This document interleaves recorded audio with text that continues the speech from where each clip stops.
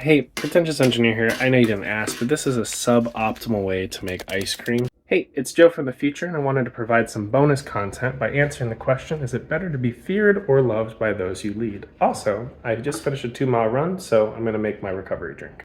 So let me give you 2 examples. One of the first bosses I had, again, bosses who won't be named, he didn't have a good understanding of one another. 1, 2, 3, 4, that's about 20 ounces.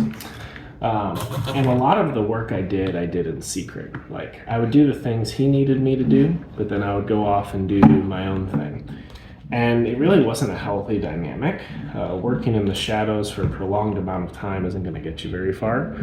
And part of that's just built on a lack of trust, and a lack of trust leads to a lack of respect. And then you have folks beneath you on your team that are really kind of running around doing their own thing while still trying to do the minimum to advance what's important to you.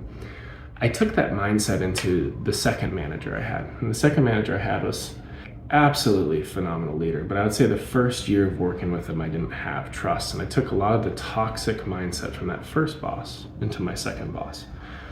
And what I absolutely respect about this individual is that they called me on it. They saw these behaviors that I was doing, and they're like, hey, your team also sees the things that you're doing. And they don't think you're part of the team. They think you're going off and doing your own stuff, kind of serving your own agenda and leaving them high and dry. And while I thought I was doing things that were advancing the business as a whole, my trust within my core team was eroding. And moments like that, as well as a lot others that I can list from that manager, helped me face that healthy conflict and learn how to respect him and hear from him. And I've taken that into all the other bosses I have. Like, in the beginning, I try to establish what's important to them, what's important to the team, how do I deliver on that.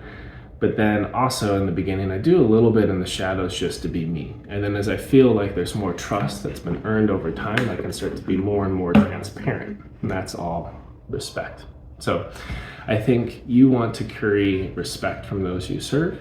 And there's going to be a healthy balance of fear from consequences, but also adoration really drives or unleashes the passion and creativity in the groups you serve. So find a way to be transparent as a leader, build about that respect. I'll see you around, friend.